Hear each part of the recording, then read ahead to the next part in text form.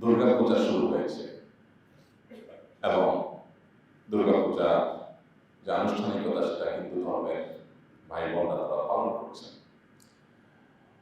মুসলমান হিসেবে আমাদের এক্ষেত্রে ভূমিকা কেমন হওয়া উচিত?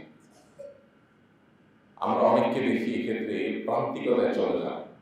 ইসলাম আসলে অন্য ধর্মাবলম্বীদের ধর্মীয় উৎসব, তাদের ধর্মীয় যে কর্মসূচি, উপাসনা, কর্মকাণ্ড, এগুলোর ক্ষেত্রে একজন মুসলমান হিসেবে আমাদেরকে কোন রোলটা প্লে করতে হবে, আমি সে বিষয়টি আজকে সংক্ষেপে বলতে চাই। সর্বপ্রথম কথা হলো, ইসলাম সেই দিন, যে দিন, যে ধর্ম আমাদেরকে বলেছে লা ইকরাহা ফিদ্দীন, দিন গ্রহণ করার ক্ষেত্রে, ইসলাম গ্রহণ করার ক্ষেত্রে কোন প্রকার জবরদস্তি করা যাবে না। কাউকে জবরদস্তি করা যাবে না ইসলামে প্রবেশ করবার জন্য। এই কথা ইসলাম বলেছে কখন? এই কথা নাজিল হয়েছে কখন? প্রায় 1450 বছর আগে। আজ পৃথিবী যে জায়গায় দাঁড়িয়ে আছে, আমরা যে পৃথিবীকে বলছে আধুনিক বিশ্ব, আধুনিক পৃথিবী, সভ্য দুনিয়া, এই পৃথিবীতে সব ধর্মের মানুষের রাইটস নিয়ে আলাপ আলোচনা করা, এটা তো একটা ফ্যাশনের ব্যাপার। এটা এখন সবাই বলে, তাই না? আধুনিক, স্মার্ট, এটা প্রমাণ করার জন্য মানুষ অনেকে সবার যার যার অধিকারের কথা বলে।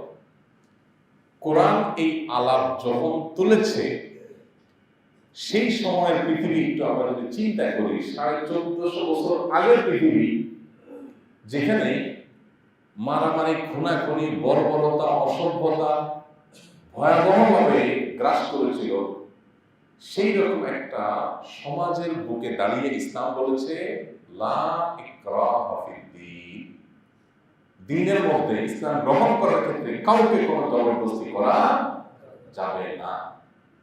আমরা বলছি 2024-এর পৃথিবীর এই পর্যায়ে দাঁড়িয়ে সবাই যার যার ধর্ম পালন করবে, সে রাইট সবাই আছে, এই কথা বলা খুব সহজ। বরং এই কথা বলাটাই এখন ফ্যাশন, অনুকূল পরিবেশ। কিন্তু প্রায় 1500 বছর আগের পৃথিবীতে এই কথা বলাটা সহজ এবং চারটিখানের বিষয় ছিল না। আজ পৃথিবীতে যারা আমাদেরকে মানবাধিকারের সবক শিখায়, অ্যাজ এ মুসলিম আমাদের জানা থাকা দরকার, ওদের কাছ থেকে মানবাধিকারের সবক নেওয়া আমাদের সাজে না। আমরা কে? আমরা মুহাম্মদ সাল্লাল্লাহু আলাইহি সাল্লামের উম্মত। যে মুহাম্মদ সাল্লাল্লাহু আলাইহি সাল্লাম মানুষের এই জাতীয় অধিকারের কথা যখন বলে গেছে, তখন আজকের এই তথাকথিত মানবতাবাদী পশ্চিমাদের 14 গোষ্ঠীর জন্ম হয়। ওরা কল্পনাও যা করে না, ইসলাম সেটা বলে স্টাবলিশ করে পৃথিবীতে তারপরে চলে গেছে। যে মুহাম্মদ সাল্লাল্লাহু আলাইহি সাল্লাম তাওহীদের কথা বলতে গিয়ে মক্কা থেকে বিতাড়িত হতে হয়েছে, মক্কা থাকতে দেওয়া হয়নি তাকে নিজের মাতৃভূমি থেকে তাকে বের হয়ে যেতে হয়েছে। মদিনায় আসার পর শান্তিতে একটি রাত তাকে ঘুমোতে দেওয়া হয়নি। কখনো বদর, কখনো উহুদ, কখনো খন্দক, কখনো তাবুক, একটার পর একটা যুদ্ধ চাপিয়ে দেওয়া হয়েছে। সারা জীবন কোণঠাসার পরিস্থিতিতে ছিলেন, এত জুলুম, এত নির্যাতন, এত নিষ্পেষণ হয়েছে। এত কিছুর পরও সেই মুহাম্মদ সাল্লাল্লাহু আলাইহি সাল্লাম বলেছেন লা ইকরাহা ফিদ্দীন। আমাদেরকে অনেক সাফার করতে হয়েছে, অনেক জুলুমের শিকার হতে হয়েছে, তারপরেও বলি আমাদের ধর্মে আসার জন্য কাউকে জোর জবরদস্তি করা যাবে না। ইসলামের চাইতে আধুনিক আপনি কোন জীবন দর্শন খুঁজে পাবেন? আমি এই জন্য বলি, আপনি আধুনিক হতে পারেন, আপনি অগ্রসর হতে পারেন, আপনি আপডেটেড হতে পারেন, ইসলামের চাইতে বেশি হতে পারবেন না। আপনি মানুষের অধিকারের যে বিষয় নিয়ে ভাবছেন, আপনার বহু আগে ইসলাম সেটা শুধু ভাবনা নয়, ইমপ্লিমেন্ট করে গেছে। পৃথিবীতে বহু তাত্ত্বিক পাবেন, তারা বিভিন্ন জীবন দর্শন মানুষকে আইডিয়া দিয়ে গেছে। মুহাম্মদ সাল্লাল্লাহু আলাইহি সাল্লাম সেই মানুষ যিনি আইডিয়া শুধু দিয়ে যাননি, আইডিয়াকে বাস্তবায়ন করে রেখে গেছেন। দুর্ভাগ্য আমাদের, আমরা বাঘের বাচ্চা যে সেটা আমরা জানি না, আমরা শিয়ালের বাচ্চার সাথে ঘোরাফেরা করে নিজেদের পরিচয় ভুলে গেছি। এই জন্য অন্য ধর্মাবলম্বীদের যে অধিকারের কথা, এটা পশ্চিমাদের কাছ থেকে, জাতিসংঘের কাছ থেকে, পৃথিবীর মানবাধিকারের বড় বড় প্রতিষ্ঠানগুলোর কাছ থেকে আমাদের শোনার বা শেখার অন্তত প্রয়োজন নেই। ইসলাম আমাদেরকে যা শিখিয়ে গেছে, শুধু যদি সে আমরাকে ইমপ্লিমেন্ট করতে পারে সেটাকে, তাহলে পৃথিবীতে মুসলমানদের চাইতে আধুনিক, মুসলমানদের চাইতে আপডেটেড, মুসলমানদের চাইতে স্মার্ট, মুসলমানদের চাইতে অগ্রসর আর কোন জাতির কথা কেউ কল্পনা করতে পারবে না। প্রয়োজন শুধুমাত্র সেই জিনিসগুলোর কি করা, প্রয়োগ করা। ইসলাম আমাদেরকে এমন সুন্দর জীবন বিধান দিয়েছে যেখানে একজন মানুষ শিরকে লিপ্ত, আল্লাহর জমিনে আমার কোরআনের দৃষ্টিতে, ইসলামের দৃষ্টিতে যিনি সবচেয়ে বড় গুনাহে লিপ্ত, সেই লোকটাকেও তার রাইট দিতে আমাকে বলেছে যে সে তার ধর্ম পালন করবে। আমি সেখানে কোনো প্রকার অসহযোগিতা বা বাধা দেওয়ার কাজ আমি করবো না, ইসলাম সেটা আমাকে করতে বলে। অন্য ধর্মের মানুষদের অধিকার কি ইসলাম কিভাবে সংরক্ষণ করেছে দেখো।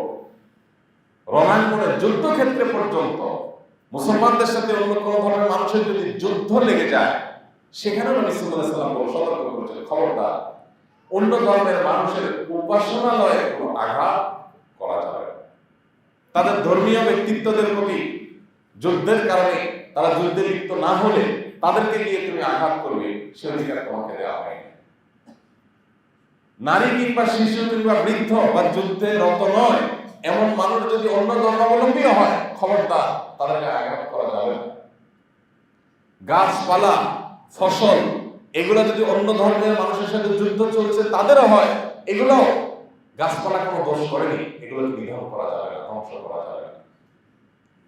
আজ পৃথিবীতে কলকারখানার যে উন্নতি, অগ্রগতি, আজকে পৃথিবীতে যে ফ্যাক্টরি রেভলিউশন হয়েছে, আজকে যে শিল্প বিপ্লব ঘটেছে, যার ফলে কালো ধোঁয়া, কলকারখানার বর্জ্য আমাদের প্রকৃতিকে, আমাদের পরিবেশকে নষ্ট করছে। এখন বৃক্ষরোপণের অনেক ফজিলত অনেকেই বলতে পারেন। 1400 বছর আগের পৃথিবীতে যখন এই চ্যালেঞ্জ ছিল না, এই পরিবেশ বিপর্যয় ঘটেনি, ওই সমাজে বৃক্ষ তরুণতাকে হেফাজত করার জন্য, সংরক্ষণ করার জন্য, সেগুলো যেন কেউ নিধন না করে, তার জন্য এরকম যুগান্তকারী বক্তব্য একজনই দিয়েছেন, তিনি হলেন মুহাম্মদ সাল্লাল্লাহু আলাইহি ওয়াসাল্লাম। কারণ ওই যে আল্লাহর পক্ষ থেকে প্রেরিত নবী রাসূল ছিলেন, তিনি তো নিজে থেকে কিছু বলেন নাই। তিনি যেটা বলেছেন সেটা 2000, 5000, 10,000 বছর যদি পৃথিবী টিকে থাকে, তারপরেও তার সেই কথা প্রাসঙ্গিক মনে হবে। আজ আমরা কলকারখানার বর্জ্যের কারণে, অপরিকল্পিত নগরায়নের কারণে, নানা কারণে আমাদের প্রকৃতিকে আমরা ধ্বংস করে ফেলেছি। এখন বলছি গাছ লাগাও, গাছ লাগাও, গাছ লাগাও। আমার নবী সাল্লাল্লাহু আলাইহি ওয়াসাল্লাম অনেক আগে সেটা বলে গেছেন। তার সে বলা কথাগুলো মনে হচ্ছে আজকের বাস্তবতার জন্য বলে গেলেন। ঢাকা শহরের রাস্তাঘাট, ফুটপাত দখল করে মানুষের চলাচলে বিঘ্ন সৃষ্টি করা হয়, মানুষ চলতে অসুবিধা হয়। এই সময়টাতে আমরা ফুটপাত দখল মুক্ত রাখার জন্য সংগ্রাম করি, কথা বলি। নবী করিম সাল্লাল্লাহু আলাইহি ওয়াসাল্লাম 1500 বছর আগে বলে গেছেন, ইয়াকুম ওয়াল জুলুস আলাত তারিক, খবরদার কেউ রাস্তা দখল করবে না।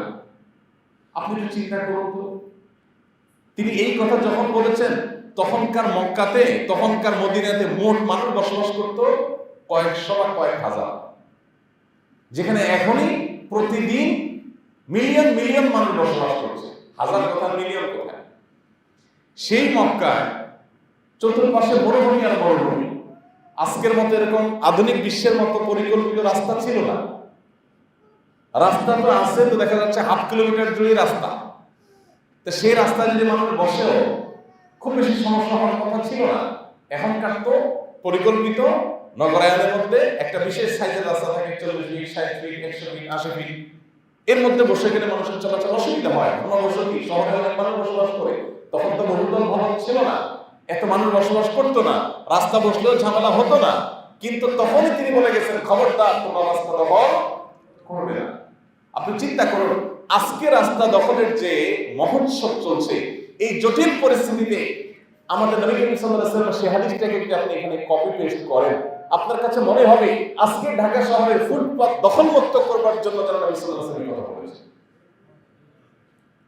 ইসলামের যে অলৌকিকত্ব, নবী সাল্লাল্লাহু আলাইহি ওয়াসাল্লামের জীবনের প্রতিটা নির্দেশ এটা যে চিরভাষ্য, এটা যে চিরপ্রাসঙ্গিক, এটা যে চিরকালের জন্য প্রযোজ্য, এটা বোঝবার জন্য আপনি নবী সাল্লাল্লাহু আলাইহি ওয়াসাল্লাম এক একটা হাদিস ধরে ধরে অ্যানালাইসিস করলে আপনার জন্য সেটা যথেষ্ট হয়ে যাবে। আপনি নিজেই বুঝতে পারবেন যে কিভাবে তিনি এই ক্রাইসিসের সমাধান ১৫০০ বছর আগে দিয়ে গেছেন। এই যে কদিন আগে করোনা হইল, দেখেন করোনার সময় আমরা যেন এক শহর থেকে অন্য শহরে না যাই, আরো নানাবিধ স্বাস্থ্যবিধি মেনে চলি, এটার জন্য গোটা পৃথিবীর স্বাস্থ্য বিজ্ঞানীরা আমাদেরকে সতর্ক করা শুরু করলেন। অথচ এই একই কথা নবী সাল্লাল্লাহু আলাইহি ওয়াসাল্লাম ১৫০০ বছর আগে বলে চলে গেছেন যে কোনো এলাকাতে মহামারী দেখা দিলে সে এলাকা রেখে আরেক এলাকায় তোমরা যাবা না, প্রত্যেকে যার যার এলাকায় থাকবা, কোয়ারেন্টাইন মেনটেন করবা, লকডাউন মেনটেন করবা, স্বাস্থ্যবিধি মেনে চলবা, এগুলো আমাদেরকে নির্দেশ করে গেছে এবং সেগুলোই ডাক্তাররা পরবর্তীতে এসে বলছেন। তিনি যখন বলেছেন তখন কোভিড-19 ছিল না, তখন এই ক্রাইসিস ছিল না, কিন্তু আজকের বাস্তবতা মিলাই দেখে হাদিসটা একেবারে মনে হচ্ছে আজকের জন্য উনি বলে গেছেন। ভাইরা আমার, আজ অন্য ধর্মাবলম্বী মানুষদের অধিকার নিয়ে গোটা পৃথিবী খুব সোচ্চার, সংখ্যালঘুদেরকে নিয়ে সারা পৃথিবী খুব সতর্ক, সারা পৃথিবী খুব কনসার্ন যে সংখ্যালঘুদের অধিকার নিয়ে কথা বলতে হবে। আমার নবী সাল্লাল্লাহু আলাইহি ওয়াসাল্লাম সংখ্যালঘুদের অধিকার এটা নিয়ে শুধু কথা বলেন নাই, বাস্তবায়ন করে রেখে গেছেন পৃথিবী। দেখুন, পৃথিবীর অন্যতম বড়, সভ্য পৃথিবীর অন্যতম নেতা আমেরিকাতে এখনো পর্যন্ত কৃষ্ণাঙ্গ এবং শ্বেতাঙ্গ দ্বন্দ্ব হয়, মারামারি হয় এবং রেসিজম এখনো পর্যন্ত আছে। বেশি দিন আগের কথা না যে একজন কৃষ্ণাঙ্গকে একজন পুলিশ পায়ের নিচে চাপা দিয়ে মেরে ফেলেছে এবং প্রায় সময় সেখানে খুনাখুনির ঘটনা, আপনার গণহারের প্রাশ্রয়ের ঘটনা এবং নানাভাবে কোণঠাসা করে রাখা, শুধু কেন কৃষ্ণাঙ্গ সেটাকে তাদেরকে দেখতে পারে না।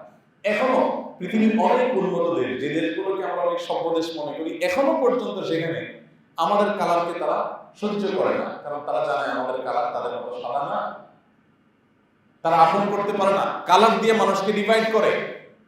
কিন্তু আপনি এই দুনিয়াতে আজকের পৃথিবীতে যখন খুব বেশি লম্বা কথা শুনতে পান, অনেক বড় বড় কথা শুনতে পান যে সংখ্যালঘুদের অধিকার আদায় করতে হবে, তাদের ব্যাপারে কথা বলতে হবে, এটা ফ্যাশনে করে দিচ্ছে। আজকাল স্কুল কলেজে পড়ান যারা শিক্ষিত মানুষ দেখবেন, হ্যাঁ নারীর অধিকার, শ্রমিকের অধিকার, এগুলো বলার আমি খারাপ বলছি না, আমি বলছি যে এগুলোর ব্যাপারে সোচ্চার হওয়াটা এখন একটা সহজ ব্যাপার, কারণ এটা গোটা পৃথিবী চাচ্ছে।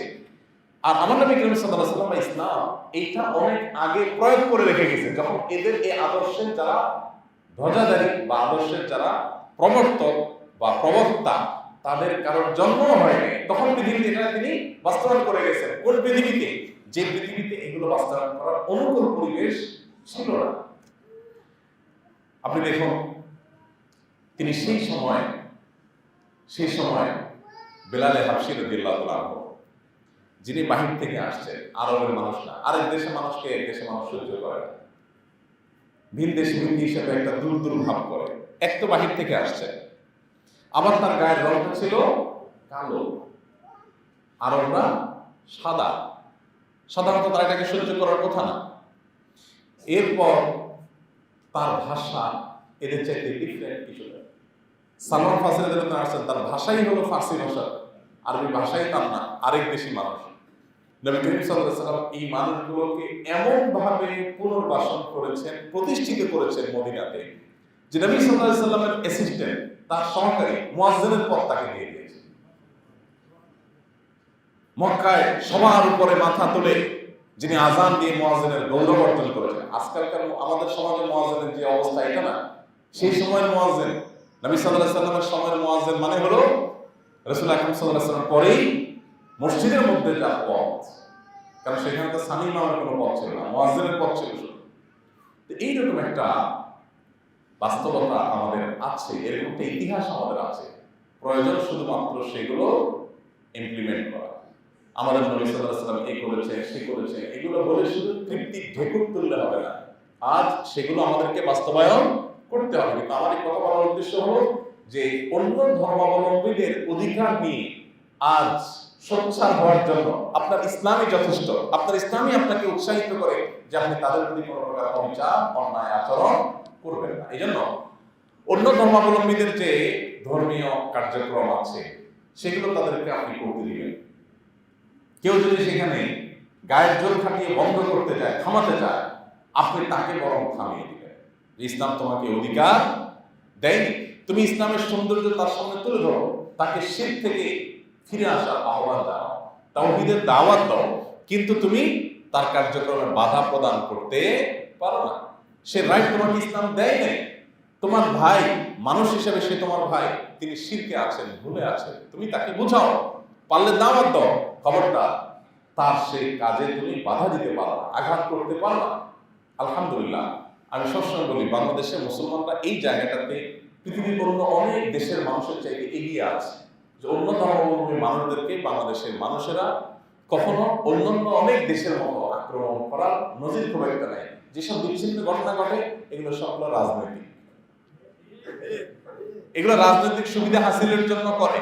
সেটা আমাদের হিন্দু ভাইদের, খ্রিস্টান ভাইদের, বৌদ্ধ ভাইদেরকে বুঝতে হবে যে তাদেরকে গুটি বানিয়ে সুবিধা হাসিলের জন্য একটা অপশক্তি, একটা চক্র সবসময় খেলাগুলো খেলে থাকে। মসজিদ থেকে বের হয়ে মুসলিমরা গিয়ে মন্দিরে হামলা করেছে, এরকম ঘটনা বাংলাদেশে একটাও কেউ দেখাতে পারবে না। পারবে? কোন মসজিদ ইমাম সাহেব উদ্বুদ্ধ করেছেন চলেন মন্দিরে হামলা করি, দেখাতে পারবে কেউ? কেউ দেখাতে পারবে না। এদেশে ওলামা একরাম খুবই দায়িত্বশীল, যার কারণে আলহামদুলিল্লাহ সাধারণ মানুষ ধর্মীয় আবেগ থাকা সত্ত্বেও তারা সে আবেগকে কোরআন ও হাদিসের আলোকে নিয়ন্ত্রণ করে। এটা আমাদেরকে ধরে রাখতে হবে ইনশাআল্লাহ। সেই সাথে প্রাসঙ্গিক একটা কথা না বললেই নয়, সেটা হলো এখানে কিছু মানুষ আছে যে অন্য ধর্মের মানুষের ধর্মীয় অধিকার দেওয়া এই জায়গাটা থেকে আরো এক কাঠি এগিয়ে তারা অন্য ধর্মের মানুষের ধর্মীয় অনুষ্ঠানে মাখামাখি শুরু করে দেয়। এবং একটি স্লোগান, একটি ভুল স্লোগান আমাদের দেশে দীর্ঘদিন থেকে বাস্তবায়ন করার চেষ্টা করা হয়েছে, সেটা হলো ধর্ম যার যার, উৎসব সবার। এটা যদি হয় তাহলে কোরবানির সময় আমরা বলি যে ধর্ম যার যার, কোরবানির গোশত সবার। কেমন হবে? যে উৎসবটা ধর্মীয়, ওখান থেকে ধর্মকে আলাদা করে উৎসবকে আলাদা করবেন এর কোনো সুযোগ আছে?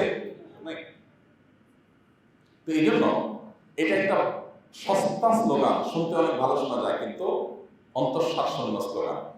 ধর্ম যার যার, উৎসব তার তার। বাকিরা সেখানে কোনো প্রকার ঝামেলা সৃষ্টি করবে না, স্বাধীনতা দিয়ে রাখবে। অতএব ধর্মীয় স্বাধীনতা দেওয়া অন্যদের, এটা আমাদের যেমন ইসলামের নির্দেশ, সেই সাথে উদারতার নামে আমার ধর্মীয় বিশ্বাসের ক্ষেত্রে উদাসীনতা, এটাও কোনো অবস্থাতে করা যাবে না। এবারে সতর্ক থাকার নির্দেশ আমাদেরকে দিয়েছে। এই জন্য ভাই অনেকে আছেন প্রোয়েক্টিভ হয়ে তাদের সাথে মিশতে যান। আমরা বিশেষ করে অনেক এলাকাতে দেখি যে বিভিন্ন পূজা উপলক্ষে মুসলমান ব্যবসায়ীরা বড় বড় তোরণ নির্মাণ করেন এবং সেখানে হিন্দু ধর্মাবলম্বীদের প্রতি শুভেচ্ছা জ্ঞাপন করেন। তাদের ধর্মীয় উৎসব উপলক্ষে আপনি তাদের দেওয়ার কোনো খাবার হালাল বলে সেটা খেতে পারেন। আপনি তাদের সাথে সাধারণ সৌজন্যতা যেগুলো, সেগুলো অবশ্যই বজায় রাখতে পারেন। সামাজিক যে সৌন্দর্য সেটা বজায় রাখার জন্য আপনি তার সাথে হাসি মুখে থাকা, উপহার উপঢৌকন আদান প্রদান করা, তার বাসায় যাওয়া, তাকে আপনার বাসায় আনা, তার অধীনে কাজ করা, তাকে আপনার অধীনে নিয়োগ দেওয়া, এগুলো পুরোটা ইসলাম নিষেধ করে না। আল্লাহ তাআলা বলেছেন লা ইয়ানহাকুমুল্লাহু আনিল লাযীনা লাম ইউকাতিলুকুম ফিদ-দীন ওয়া লাম ইখরিজুকুম মিন দিয়ারিকুম আন তাবাররুহুম ওয়া তুহসিনু ইলাইহিম ইন্নাল্লাহা ইউহিব্বুল মুহসিনিন। যে সমস্ত অন্য ধর্মের মানুষরা তোমাদেরকে ধর্মযুদ্ধ চাপিয়ে দেয়নি, তোমাদের দেশ থেকে জোর করে বের করে দেয়নি, অর্থাৎ কোনো অন্যায় করছে না, শান্তিপূর্ণ সহাবস্থান আছে যাদের সাথে, তাদের প্রতি সদাচরণ, ন্যায়নিষ্ঠ আচরণ করতে আল্লাহ তোমাদের নিষেধ করেন না, বরং ন্যায়নিষ্ঠ আচরণকারীকে আল্লাহ পছন্দ করেন। তাহলে কি বোঝা গেল? যে যারা আমাদের সাথে শান্তিপূর্ণ সহাবস্থান করছেন, আমাদের হিন্দু ভাই বোনেরা, খ্রিস্টান, বৌদ্ধ, তারা সবাই মিলে আমরা বাংলাদেশ। আমার বিশ্বাসের জায়গাটা ভেরি ক্লিয়ার থাকতে হবে, এখানে কোনো ধোঁয়াশা থাকলে চলবে না। আল্লাহ তাআলার কাছে ইন্নাদ দীন ইনদাল্লাহিল ইসলাম, আল্লাহর কাছে একমাত্র মনোনীত দিন হবে ইসলাম। অতএব ইসলাম ছাড়া অমাইয়াত্তা লিগাল ইসলামের দিন ফালাইয়াকবারা মিনহু, ইসলাম ছাড়া অন্য কোনো দিন আল্লাহর কাছে নিয়ে গেলে কবুল করা হবে না। আমি জানি যে শিরক আল্লাহর কাছে সবচেয়ে বড় অপরাধ, কিন্তু যেহেতু তিনি তার ধর্মীয় দৃষ্টিকোণ থেকে করছেন, সো তার জিনিসটা তিনি করবেন। এটার জন্য আব্দুল্লাহ জাহির রহমতুল্লাহ এর চমৎকার উদাহরণ আছে। স্যার বলেছেন এই ধর্মীয় যে পারস্পরিক ধর্মীয় যে স্বাধীনতার ব্যাপারটা, এটা অনেকটা আমাদের দেশে গণতান্ত্রিক সমাজে যে রাজনৈতিক দলগুলো আছে সেগুলোর মতো। প্রত্যেকটা রাজনৈতিক দলের নিজস্ব আইডিওলজি আছে। এই আইডিওলজির ভিত্তিতে তারা তাদের কার্যক্রম পরিচালনা করে। একটা দলের সাথে আরেকটা দলের আইডিওলজিক্যাল আদর্শিক অনেক পার্থক্য থাকে, কিন্তু প্রত্যেকে যার যার স্বাধীনতা বিশ্বাস করে। ঠিক আছে, তুমি তোমারটা প্রচার করো, আমি আমারটা প্রচার করি, কিন্তু আমি বিশ্বাস করি তুমি রাইট না, তুমি রং, এটা আমি বিশ্বাস করি। যারা বিএনপির রাজনীতি করে তারা কি আওয়ামী লীগের রাজনীতিকে সঠিক মনে করে? যারা আওয়ামী লীগের রাজনীতি করে তারা কি বিএনপির রাজনীতিকে সঠিক মনে করে? না, অবশ্যই আমি মনে করি তুমি ভুল। কিন্তু গণতান্ত্রিক সমাজ হওয়ার কারণে তোমারটা তুমি করো, আমারটা আমি করো, আমি তোমাকে বাধা সৃষ্টি করতে যাবো না, তুমি আমার বাধা সৃষ্টি করবে না, এতটুকু। এখন যদি কেউ প্রোঅ্যাক্টিভ হয়ে বেশি ভালো শাস্তে গিয়ে বিএনপির কোনো নেতা গিয়ে যদি আওয়ামী লীগের সমাবেশে যোগদান করে বা তাদের সাথে মিছিল করে বা তাদের সাথে যায় তাদের কাজে সামিল হয়ে যায়, এই লোকটাকে সমাজের মানুষ বলবে মাশাআল্লাহ, এই দলে একটা উদার বড় মনের মানুষ পাওয়া গেছে। এটা বলবে কি বলবে? বলবে একটা মুনাফিক পাওয়া গেছে। কি পাওয়া গেছে? আচ্ছা, একটা মুনাফিক পাওয়া গেছে। বেটা বলে বিএনপি করে, সেদিকে তাহলে তো আওয়ামী লীগের মিছিল, সেদিকে ওই নেতাদের সাথে কোনো তরঙ্গম সম্ভব হবে, এটা তো মুনাফিক বেঈমান। এটা আমরা খুব ভালো বুঝি। ধর্মের বেলা আসলে আমরা গোলালো হওয়া পছন্দ করি। ধর্মের বেলা আসলে আমি মুসলমান, আমি আবার সেখানে গিয়ে তাদের সাথে একাকার হয়ে গেলে বলি বাহ মাশাআল্লাহ, কত বড় পরিবার মুসলমান। এখানে আর এটা বলেন না যে বেটা মুনাফিক। আদর্শ জিনিসটা ক্লিয়ার থাকতে হবে। ঈমান জিনিসটা ছেলে খেলা নয়। তাওহীদ এবং শিরক দুটো সম্পূর্ণ দুই মেরুর জিনিস। আমি আল্লাহর নির্দেশের কারণে তার লাইফ বিশ্বাস করি, কিন্তু সে সাথে এই বিশ্বাসও আমি করি যে সে সম্পূর্ণ রঙের মধ্যে আছে। আমি তার সাথে যে একাকার হওয়া, একাত্মতা পোষণ করা, তার কাজে তাকে প্রোঅ্যাক্টিভ হয়ে অতিরিক্ত ভালো সাথে সহযোগিতা করতে যাওয়া, এটা হলো আমার আদর্শিক দেউলিয়াপনার প্রমাণ। এটা উদারতা নয়, এটা হলো উদাসীনতা। এটা কি? উদাসীনতা। আল্লাহ তাআলা আমাদেরকে বোঝার তৌফিক দান করুন। তাহলে পার্থক্য করতে হবে। ধর্মীয় স্বাধীনতা এক জিনিস, আর ধর্মীয় মাখামাখি আরেক জিনিস। ইসলাম আমাদেরকে মাখামাখিও করতে বলে নাই, আবার অন্যের ধর্মীয় কাজে বাধা দিতেও বলে নাই। ইসলাম সবসময় মধ্যম পন্থার কথা বলেছে।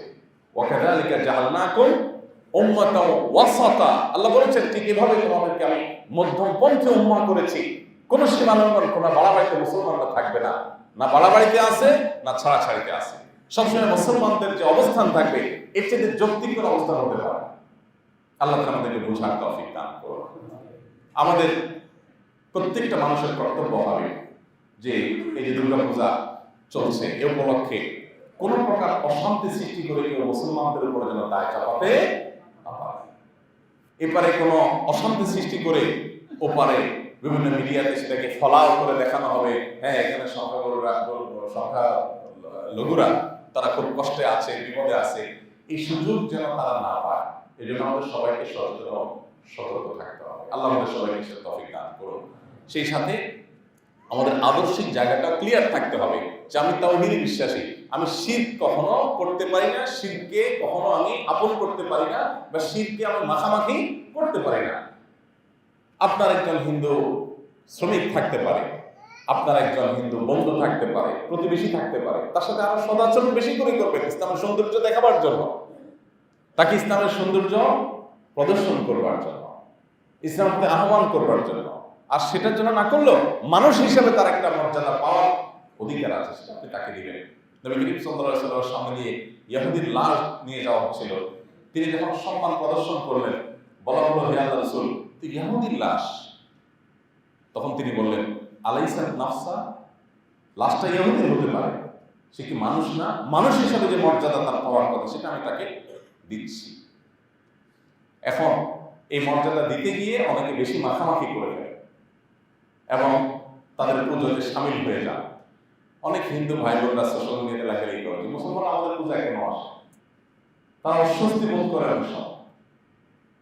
তো তারা অস্বস্তি বোধ করুক আর ওয়েলকাম করুক, যাই করুক না কেন, নবী করিম সাল্লাল্লাহু আলাইহি ওয়াসাল্লাম হাদিস রয়েছে, আবুল মাসউদ রাদিয়াল্লাহু বর্ণিত হাদিস রয়েছে, মান কাসসারা সাওয়াতা কওমিন ফাহুয়া মিনহুম, যে ব্যক্তি কোন সম্প্রদায়ের অন্য কোন ধর্মের মানুষের মধ্যে গিয়ে তাদের কোন উপাসনা, তাদের কোন কিছুতে গিয়ে তাদের দল ভারী করে, একজন গেল মানে একটা লোক বাড়লো, যদি কোথাও গিয়ে সে তাদের দল ভারী করে সে তাদের অন্তর্ভুক্ত হবে। বিষয়টা সিরিয়াস।